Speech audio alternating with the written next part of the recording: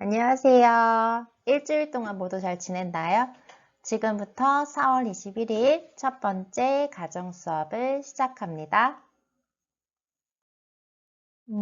첫 번째 수업은 이러한 수업 흐름으로 진행이 됩니다. 먼저 지난 학습을 간단히 확인하면서 여러분이 제출해준 과제를 피드백하고요.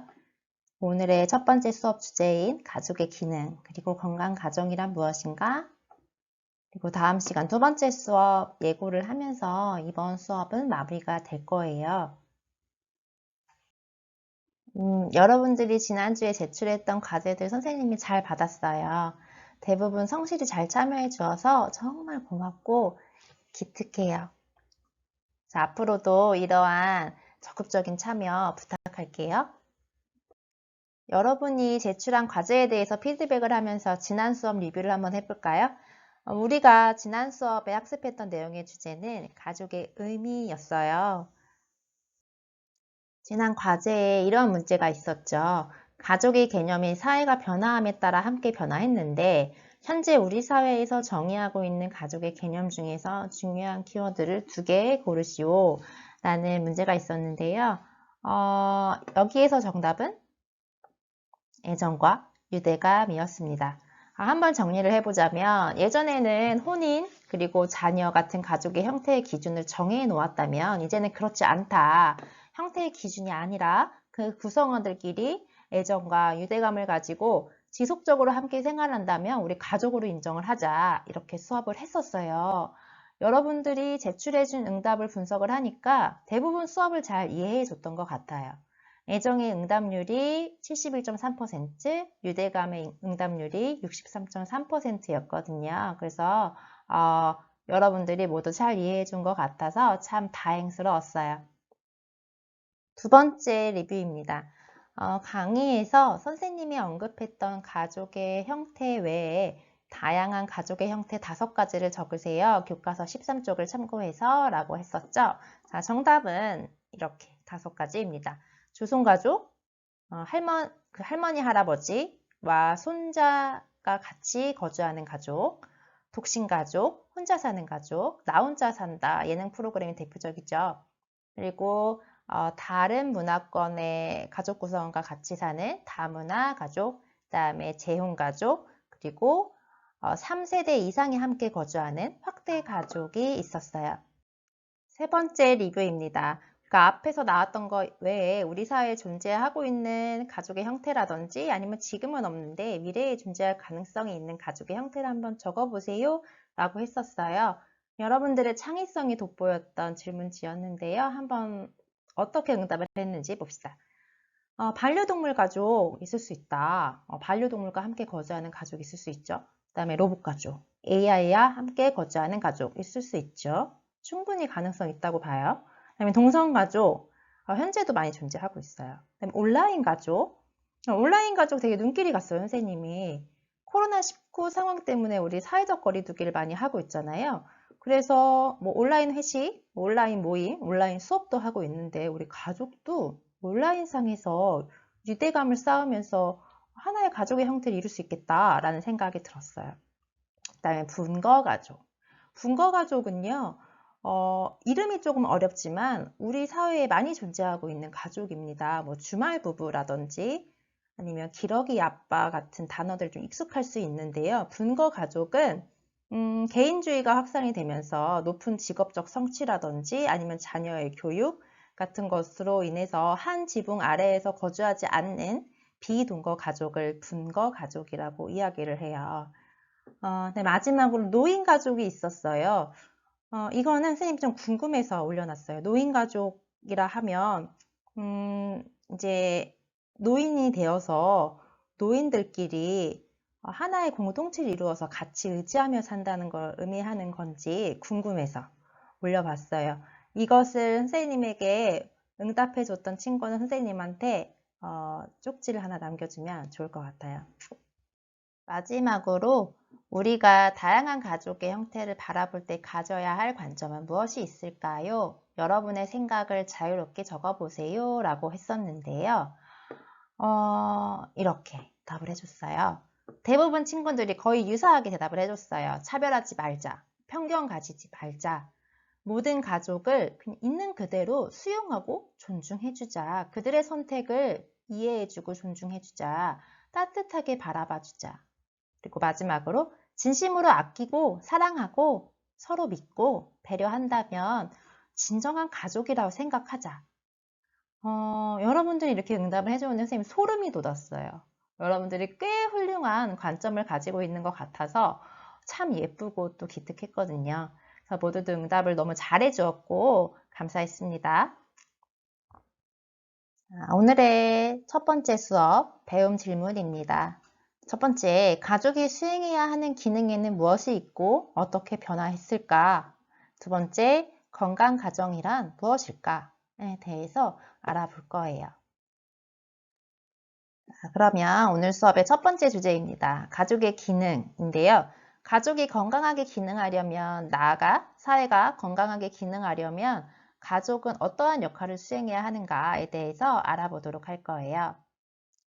지난주에 여러분들이 제출해 주었던 과제를 분석해 보았어요. 건강한 사회와 가정에 필요한 요소에는 무엇이 있을까에 답을 해 주었었죠. 왼쪽에 나와 있는 것은 건강한 사회에 필요한 요소이고요. 오른쪽에 나와 있는 것은 건강한 가정에 필요한 요소입니다. 하나씩 한번 읽어보면 건강한 사회에 필요한 요소는 의사소통, 질서, 복지, 공정, 배려, 편견 없는 객관적인 시각, 존경, 신뢰, 존중, 정직, 봉사, 정의, 안전, 나눔, 협력, 시민의식, 건강한 가정에 필요한 요소로는 정직, 희망, 사랑, 의사소통에 참여, 인정, 소속감, 부양, 인식, 배려, 보호, 신뢰, 노력, 유대감, 집안일의 도움, 존중, 봉사, 단단한 방패가 있었어요. 여러분들이 이렇게 많은 단어들을 선생님께 보내주었는데요. 자, 이거를 한번 공통점을 한번 찾아보려고 해요. 선생님이 두 개를 비교해보니 여러분들이 제출해준 것들의 공통 요소가 있었어요. 바로 존중, 배려, 사랑, 의사소통, 봉사, 신뢰, 부양, 보호 안전, 인내, 존경 이렇게 나왔어요. 이러한 것들을 쭉 보니 이러한 것들이 존재하는 사회와 가정 모두 정말 건강해 보이죠? 여러분들이 이런 생각을 가지고 있다고 생각을 하니 우리 사회의 미래가 참 밝다라는 생각이 들었어요. 하지만 이러한 것들이 우리의 사회와 가정에 존재하려면 어떻게 해야 된다? 내가 바로 이것들을 실천해야만 한다. 잊지 않고 우리 이제 그러면 교과서에 있는 가족의 기능을 한번 정리해 보도록 하겠습니다. 자, 그러면 우리 교과서에 있는 내용을 함께 정리를 해볼까요? 가족이 수행해야 하는 기능들입니다. 모두 6가지고요. 정서적 안정의 기능, 보호의 기능, 경제적 기능, 그리고 휴식 및 여가의 기능, 교육 및 사회화의 기능, 마지막으로 자녀 출산 및 양육의 기능이 있습니다. 그러면 하나씩 다시 봅시다. 정서적 안정의 기능인데요. 정서적 안정의 기능이란 가족관계에서 친밀하고 지속적인 상호관계를 유지하여서 정신적으로, 심리적으로 만족감을 느끼는 것을 이야기를 해요. 여러분들이 가장 많이 언급해 주었던 부분이기도 해요. 그런데 이 기능이 왜 중요하느냐? 특히나 이 현대사회에서 더 중요하게 언급이 되고 있습니다. 왜냐하면요. 가족 구성원의 수가 축소되고 또 다양해졌죠. 그리고 또 사회가 빠르게 변화하고 있습니다. 우리에게 요구하는 것이 많아졌어요. 그러다 보니까 사회에서 상처를 받고 가정으로 돌아오는 경우가 꽤 많아졌죠. 그런데 가정 안에서 그 상처받은 마음을 치유받지 못하고 오히려 더 상처를 받아서 사회로 나간다면 사회에서 그 사람은 올바르게 기능할 수가 없어요. 가정에서도 올바르게 기능할 수가 없고요. 그렇기 때문에 이 정서적 안정의 기능은 점점 더 그 중요성이 강조되고 있습니다. 두 번째로 보호의 기능인데요. 보호의 기능은 말 그대로 가족 구성원을 보호하는, 돌보아주는 기능이라고 할 수가 있어요. 예를 들어 질병에 걸렸다고 한번 해봅시다. 옛날 거슬러 올라가다 보면 질병에 걸린 가족을 집에서 간호하고 또 약재도 구해오고 돌보아 주었죠. 그렇지만 이제는 달라요. 아프면 병원 같은 사회기관의 도움을 받죠. 또 조부모님의 부양 문제도 보면 과거에는 자손들이 집에서 조부모님들을 돌아가실 때까지 부양을 했었어요. 하지만 이제는 독립된 세대로 거주하는 경우가 많기도 하고 요양시설 같은 사회기관의 도움을 많이 받기도 하죠. 자, 마지막으로 경제적 기능은요. 재화나 서비스를 생산해내는 것과 그것을 소비하는 주체로 가족을 바라보고 있어요. 왜냐하면 사회는 개인이 기업에 소속이 되어 노동력을 제공하거나 기업을 운영하는 등의 방법으로 무언가를 생산해내야만 정상적으로 굴러가죠. 또 그렇게 생산된 재화나 서비스를 소비하는 것도 개인, 가족이고요. 따라서 그 개인이 소속되어 있는 가족이 경제적 기능을 수행한다고 볼 수가 있어요. 다시 말하자면 가족은 생산의 기능과 소비의 기능을 둘 다 가지고 있다라고 할 수가 있는데요. 그런데 현재 그 경제적 기능 중에 생산의 기능은 많이 약화되고 있습니다. 그 이유는 가족이 1차적 생산 집단이 아니기 때문이에요. 반면 소비사회에서 살고 있고 우리는 현명한 소비 주체로서의 역할이 강조되고 있는 사회에 살고 있기 때문에 소비의 기능은 생산의 기능과 다르게 강화되었다라고 할 수가 있겠죠. 다시 정리해 보자면 현대사회에서는 정서적 안정의 기능은 강화되었고요. 보호의 기능은 사회기관으로 어느 정도 이전이 되었기 때문에 약화되었고요. 경제적 기능은 생산의 기능은 약화되었으나 소비의 기능은 더 강화되었다라고 정리할 수가 있겠어요. 네 번째로 휴식 및 여가의 기능입니다. 가정 안에서 가족 구성원은 편히 휴식을 취하거나 취미생활을 즐기면서 필요한 심신을 회복하게 되죠. 그로 인해서 다시 학교나 일터로 복귀할 에너지를 재충전하게 되는데요. 이 기능 또한 예전보다 더 강화되고 있다고 합니다. 요즘 새롭게 나오고 있는 신조어가 있어요. 홈 루덴스족이라는 건데요. 집에서 여가 생활을 즐긴다라는 거예요. 이걸 자세히 보니 우리가 흔히 사용했던 집돌이, 집순이 단어의 고급화 단어인 것 같아요. 우리 사당중학교 3학년 친구들 중에도 홈 루덴스족이 꽤 많더라고요. 선생님도 이 홈 루덴스족에 들어가는 것 같은데요. 다시 말해서 우리의 집, 가정이 우리의 여가 생활을 보내는 주된 장소가 되었다고 합니다.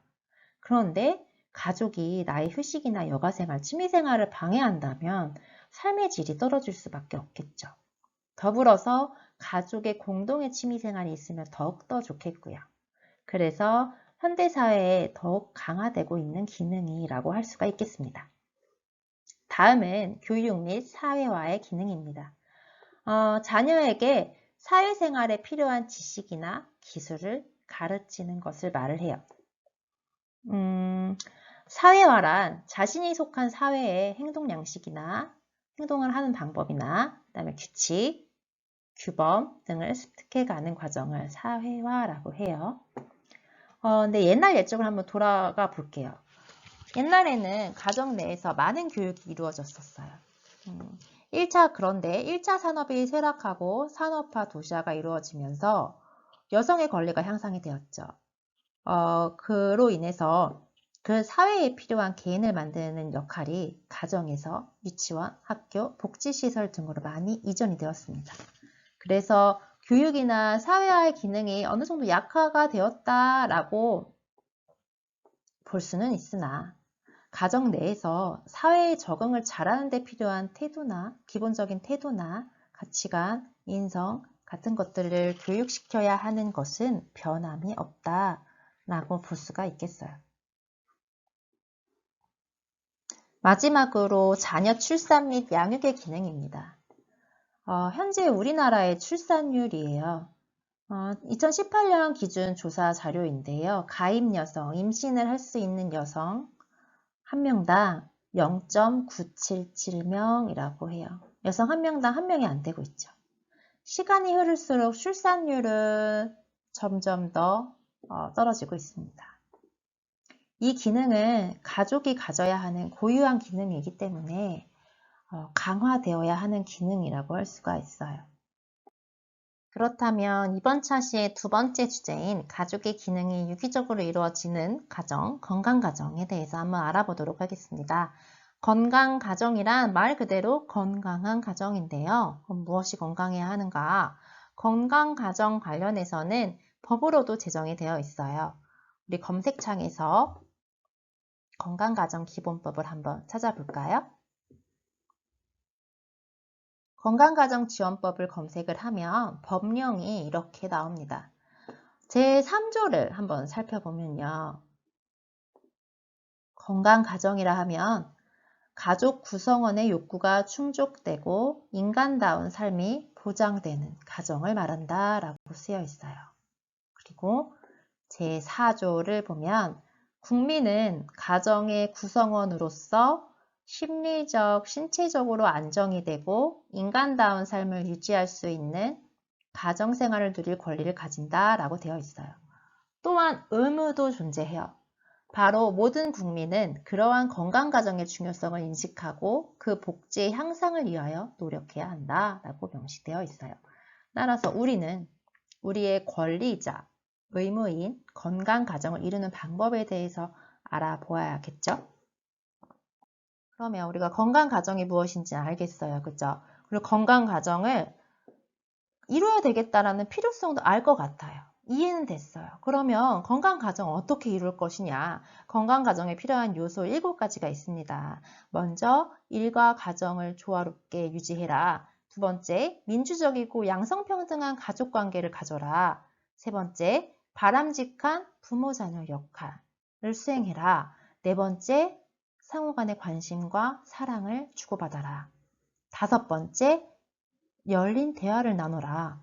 여섯 번째, 경제적 안정 중요해요. 그쵸? 경제적인 안정, 안정적인 의식주 생활, 그리고 합리적인 자원 관리를 해라. 마지막으로 가족 공동의 여가 생활을 즐겨라 라는 거예요. 이 7가지를 권장을 하고 있습니다.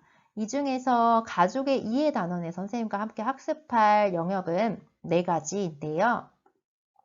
1. 가정의 조화, 그다음에 민주적이고 양성평등한 가족관계, 바람직한 부모자녀 역할, 마지막으로 열린 대화입니다. 이 중에서 위에 있는 3가지는 양성평등 가치관을 학습을 할 거고요. 그다음에 마지막 열린 대화는 의사소통 방법에서 아마 다루게 될 거예요. 자, 오늘 첫 번째 수업 영상은 이렇게 마무리가 되고 있는데요. 보너스 리뷰입니다. 여러분들이 코로나19 영상을 보고 답을 해줬던 내용을 선생님이 인상 깊었던 내용들을 한번 정리해 봤어요. 여러분들의 친구들은요, 코로나19 덕분에 좋은 점을 이렇게 적어 주었어요. 휴식 시간이 많아져서 좋아요. 시간이 없어서 못했던 취미생활 하게 되어서 좋아요. 뭐 기타 치기라든지, 그다음에 음악 감상이라든지, 운동하기라든지, 아니면 요리하는 친구도 있었어요. 탕후루를 만들었다는 친구도 있었고요. 선생님도 한번 먹어보고 싶었는데, 그다음에 피부가 좋아지고 있어요. 드라마나 영화, 책을 마음껏 볼 수 있어서 좋아요. 그동안 못했던 공부를 할 수 있어서 좋아요. 운동을 많이 할 수 있어서 좋아요. 가족이나 반려동물과 대화를 많이 하고 시간을 많이 보낼 수 있어서 좋아요. 미세먼지가 줄어서 좋아요. 선생님도 동감입니다. 그리고 여러분들이 추천한 면역력 올리기 방법은요. 골고루 식사하기, 일찍 자고 일찍 일어나서 수면 패턴 유지하기, 낮밤 바뀌지 말기, 그 다음에 따뜻한 물 많이 마시기, 마스크 잘 쓰고 다니기, 집 환기 잘 시키기. 이거 되게 중요하죠. 심심하니까 외로움을 달래기 위해서 친구와 메시지하기, 그 다음에 하루를 잘 보낸, 하루를 돌아보며 나를 격려하기, 그 다음에 재밌는 답변이었어요. 꿀 한 스푼 먹기. 집에서 먹고 있나 봐요. 그 다음에 박쥐 먹지 않기. 네, 재밌어서 한번 올려봤습니다. 친구들은 이러한 응답들을 해주었어요. 음, 첫 번째 수업 주제 가족의 기능과 건강 가정과 관련해서는 과제는 없고요. 퀴즈가 있어요. 그래서 퀴즈를 풀고 두 번째 수업 영상으로 넘어가세요.